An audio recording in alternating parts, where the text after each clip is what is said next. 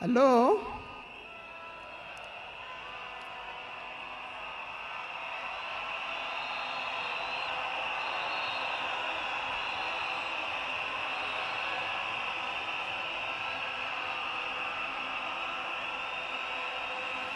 Thank you.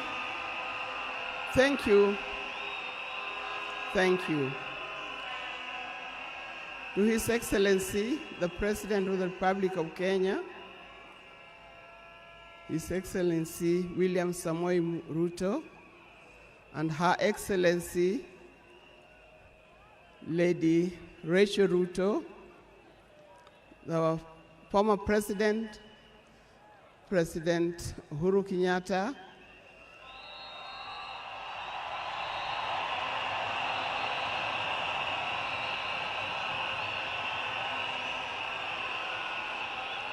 the visiting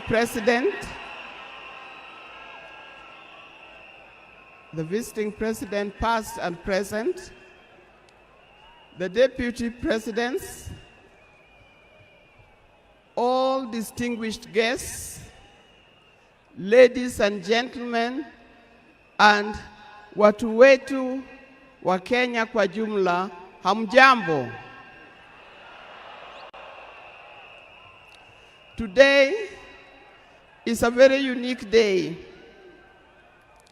It is not every day that I would be standing here to say something to the nation and to the world about my dear husband, Raila Amolo Odinga.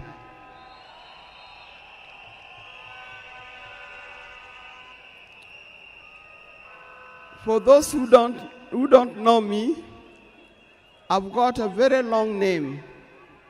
They call me Canon Dr. Ida Betty Odinga EST. Now, these names don't just come like that, but they are names that are given. I cannot forget the name that the public has given me called Min Pin.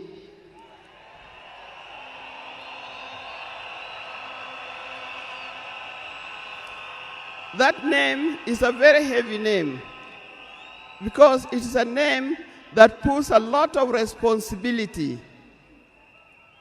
to the owner of that name. I'm also gotten the name of Peace Ambassador.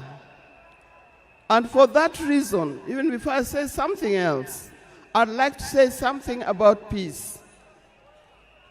One thing that I know that Raila stood for, and he keep on repeating, is that we need peace in our nation, we need peace in our homes. And peace will not survive in a situation, in a chaotic situation. For that reason, I appeal, today I appeal, let us mourn Raila in peace. I know you are all concerned, I know you are all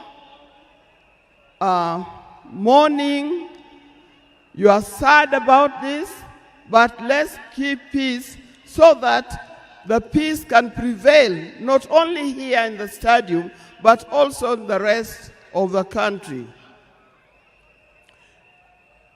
Coming to talk about my dear husband, Raila Amolo Odinga. I first met Raila way back in the early 70s, and we got married in 1973. For that reason, I've lived with this man for 52 years. Many of the people that I see or who are in this stadium could have easily be our children. No wonder you call him Baba. That name did not come from nowhere, but came from the experience and the life that he has lived with and relationship that he has had with some of these people.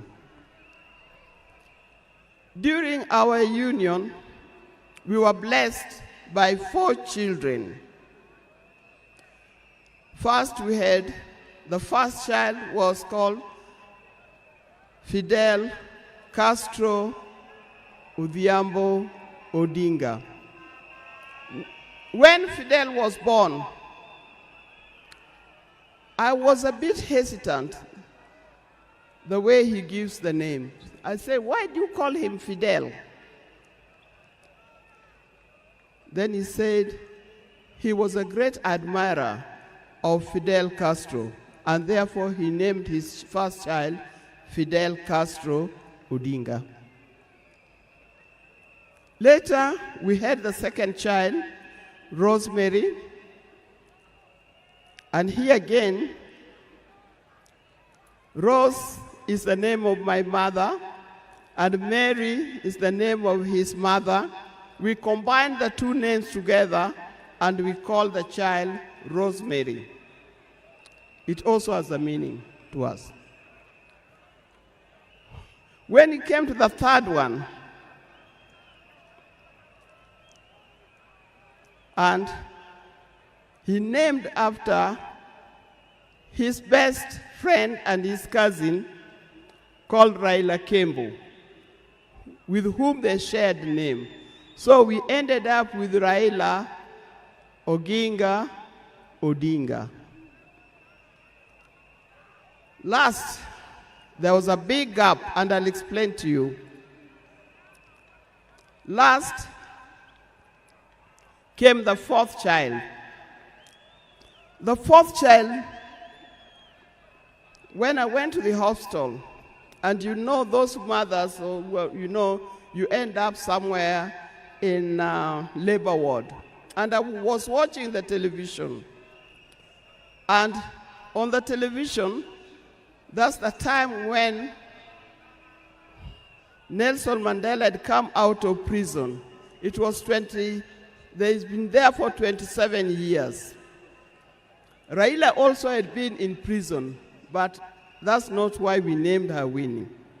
And I was watching the television. I could see Nelson Mandela and Winnie Mandela holding hands as Mandela walked out of the gates of the prison. By then, I didn't know what kind of child I was going to get. But then I said, if it's a boy, we'll name him Wilson Mandela. But if it's a girl, will be Winnie Mandela. And therefore, Winnie Mandela arrived. And that's the 4th child. I see when you look at this naming of the children, I know these days you can name your child anything that you want, but I'll appeal to those who are still having babies.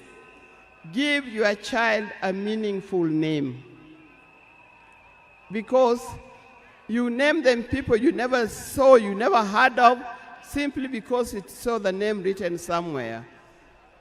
There's nothing wrong with giving our children the names of the people who in our lives we think are the heroes. Our life was not smooth life. Just like any other family, there's been ups and downs. But as we continue living together, we've learned how to cope, because we all have weaknesses and strengths. We learned to talk straight to one another. We learned to speak the truth, and we learned to forgive and move on. Now, that forgiving spirit was not only in the home, but is something that has spread to the Kenyan. You've seen how many times he has tried in the elections, but that forgiveness is paramount. So please don't carry grudges from one generation to another and from one group to another. We are all Kenyans, We are all Kenyans. We are sisters and brothers. We must learn to forgive easily and build together Kenya.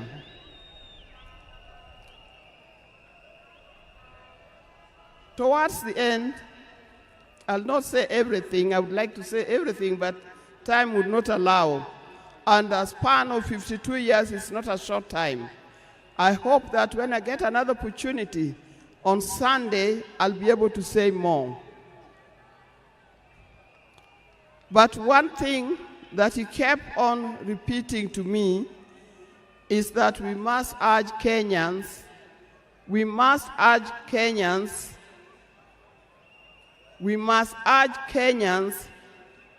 to live in peace. He kept on repeating that. We must repeat it to our Kenyans. We live in peace. Raila hated dishonesty. He hated dishonesty. He hated greed.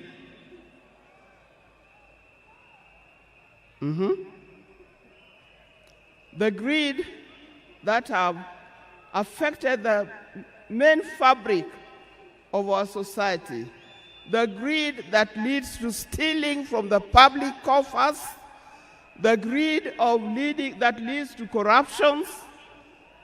That's the kind of thing that Raila would not have liked to see. So, you people, you Kenyans, I'll tell you more. But I thank you. I thank you, those who have come and those who are watching us from other places. I thank you for standing with this family. I thank you for being here for us. And I thank you for helping us to mourn Raila. May his soul lie in eternal peace. And for the people of Kenya, I wish you well, thank you, and may God bless you. Thank you.